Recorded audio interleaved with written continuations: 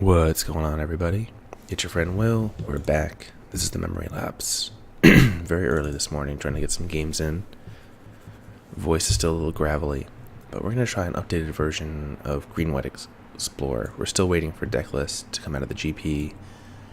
I really want to see what direction the Jeskai control decks go. I've seen a lot of different stuff on stream. But I did see one pro. I forget the name. I want to say it was Helmet Sommersberger, but I can't remember exactly. Playing a Green-White Explorer deck similar to what we played earlier this week in one of the morning videos, but they had Llanowar Elves and Flourish, and from what I could tell, they did not play any fine finality. So this is kind of my best guess as to what they were playing. Possible 22 lands. That's actually 26 lands. It's possible that there's some less lands in this deck, and maybe they fit something else in here that I'm not aware of. But I decided, there could be like a third Immortal Sun, maybe. Do I even have a third Immortal Sun? Let's check. I don't. I probably won't craft it. But this is my best guess as to what they played. And I guess Memorial to Glory doesn't necessarily count as like a full land. And the sideboard, I modified it, take out the black. Kept the Dawn of Hope, so I put in Kraul Harpooners here. Another Night of Autumn. So the sideboard is pretty meh, but I think the main deck is pretty cool. And it's kind of just a hybrid between the black-green Explore decks and the green-white Tokens decks. And we need to do some white and green stuff anyways, so all of our quests rolled over. Let's jump into competitive constructed.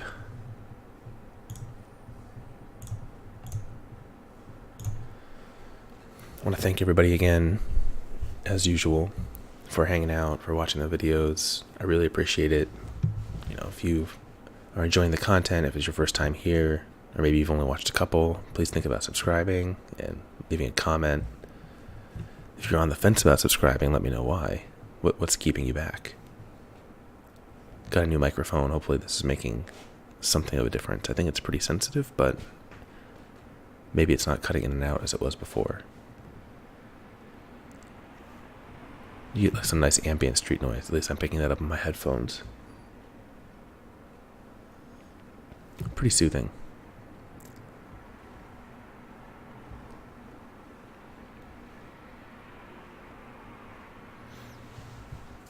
So this is actually something that we can keep with the flowers to go get us land.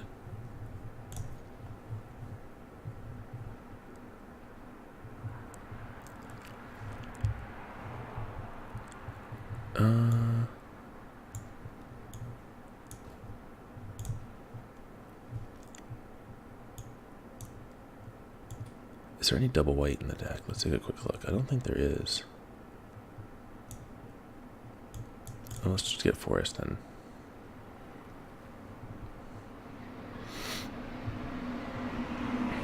Alright, so we're against a black-green deck, which means I'm going to go into Wildgrowth Walker mode here. And we know that from playing these matchups that even though this card is maybe not something you always keep in, it is really, really good. They have a hard time answering it. We can even do this here.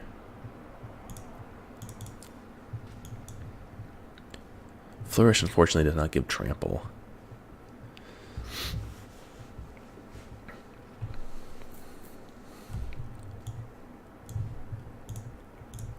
So here's where we just go Branchwalker, and then if we draw into any land, we get to place our stunning next turn.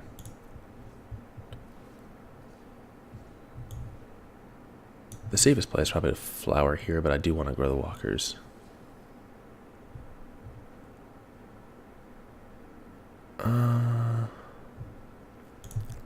I think with this draw we don't need that, even though that is one of the keys to winning these pseudo mirrors. I think the way this draw has worked out around this, and looks like they're stuck. Even if they have one Chupacabra, I'm not sure it's enough for them.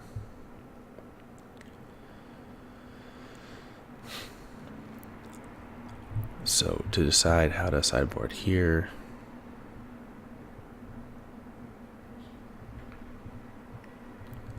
very tight list. Does make me wonder if I'm supposed to take out some number of lands because we have so many. We got to keep in the Immortal Sun.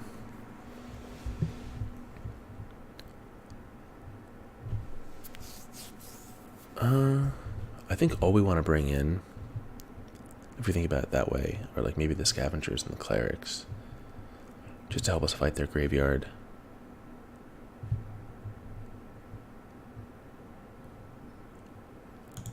Probably cut some number of Wildgrowth Walkers.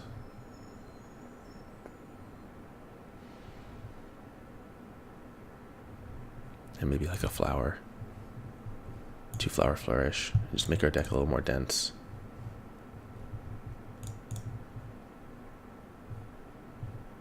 Can make an argument for Hatchery Spider too, if the game goes really long. Oh, are we crashing? Awesome. Crashing during sideboarding is great. Then you don't get to sideboard. Come on.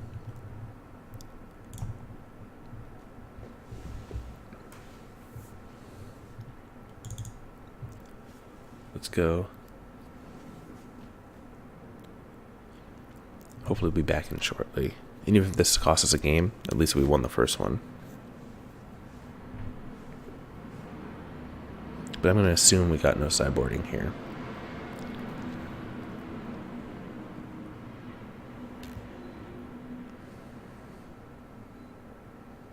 Sometimes you click and the game just does not like the way you clicked and it just locks up.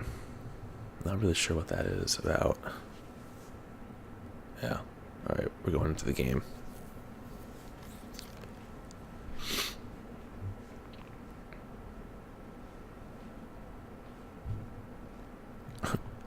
Oh, cool. What the?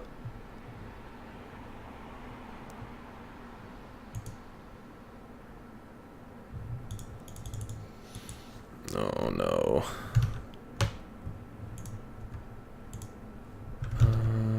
Alright, hold on, we're gonna... Got super confused there.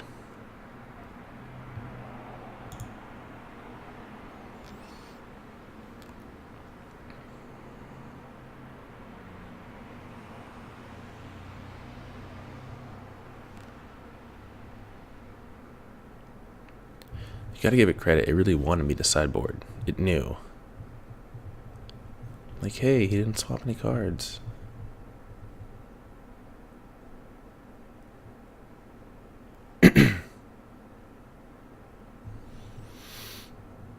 Alright.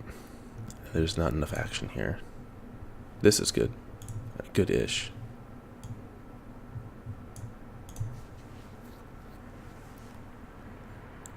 Maybe we should have kept that on top so we can secure the turn 2 Jadelight. Oh, looks like we're getting there anyways.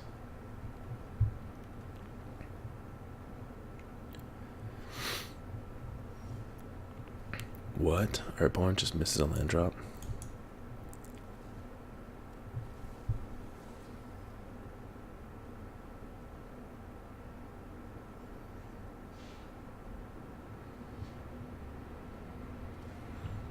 Alright, they shock. So we're going to shock here and just get this Path of Discovery down.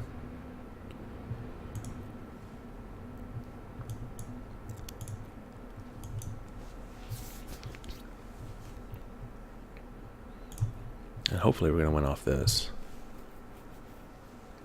And cracking these Memorial to Glories, etc. Whoa. Okay.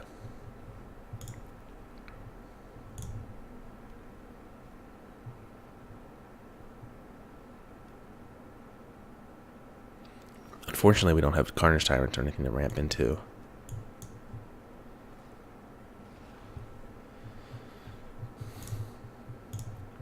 But we can start making a big board with Memorials and work towards these Flourishes.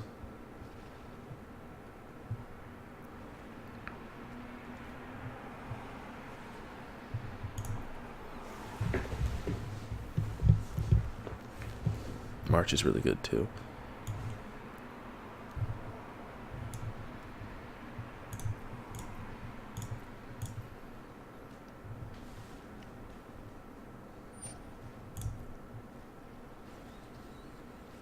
I imagine they're going to take out Wildgrowth Walker here.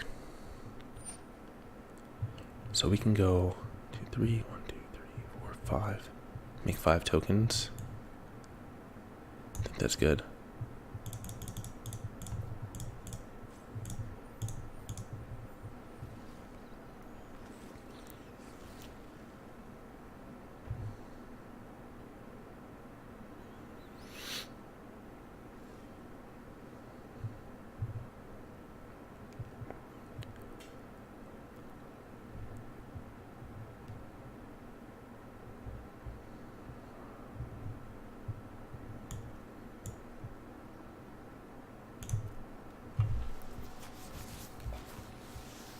So the question is, do we just flourish 2x in a row here?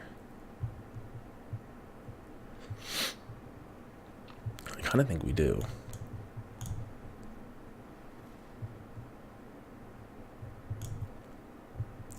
And we're just going to ignore this Vraska.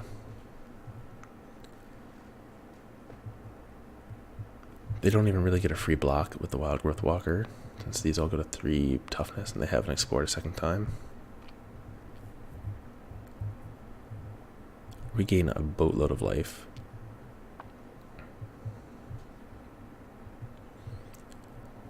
Wow, really? They go to 2.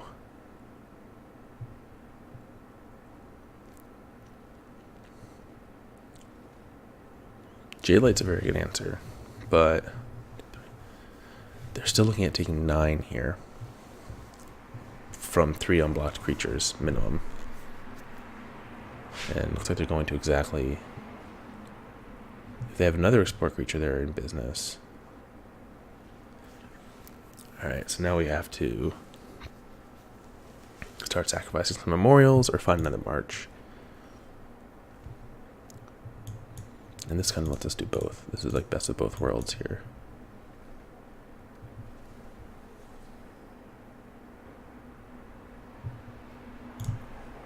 Library.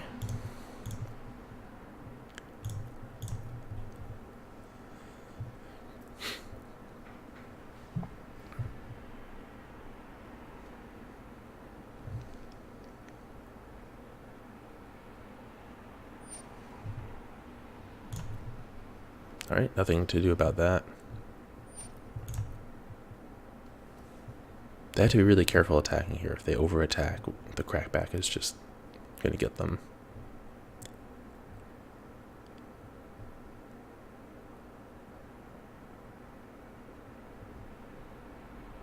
I wonder if they're thinking about even going minus on Vraska here to try to keep control of the board.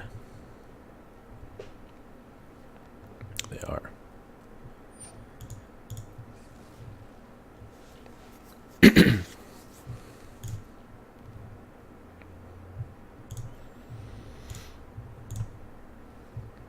We'll make some tokens, non-lifelinking ones.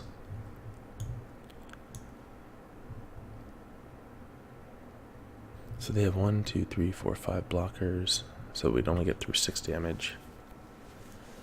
But we would take a fair amount of their board out of play. And let's play Tristani. It gets as many tokens into play as cracking the memorial, but if it lives through the turn, it's even better, of course.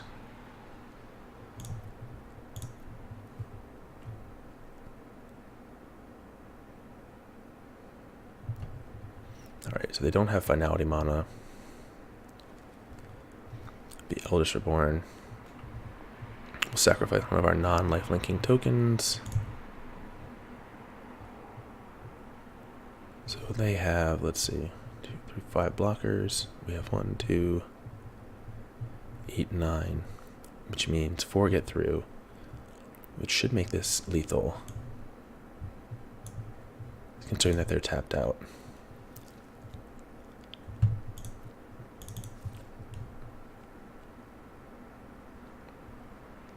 As long as the game is not misrepresenting to me how many tokens we actually have in play.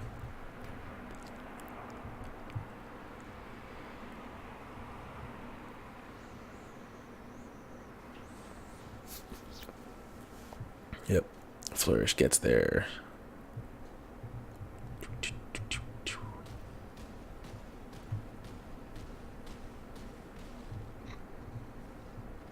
So going wide, even against this Wildgrowth Walker, worked really nicely. Very cool. Alright, 2-0, and we didn't even get to sideboard from what I could tell. Yeah, so that's the green-white deck. Even though we didn't get to sideboard, I think looking at it, I'm not confident that I have exactly the right build. I wonder if there's 2 lands, maybe even 3 lands shaved from this list. Like there's another main deck card I'm missing. And that would maybe make it easier to look at the sideboard and figure out, okay, like this card comes out, this card stays in. Just because of the number of 4-ofs right now make it really tough, I think, to figure out like how to make those substitutions. But maybe we'll warm up to it over the course of this series, or maybe the deck will just be so powerful we won't need to. Yeah, so that's it for this one. Thanks again everyone for watching, and we'll be back again soon with another video.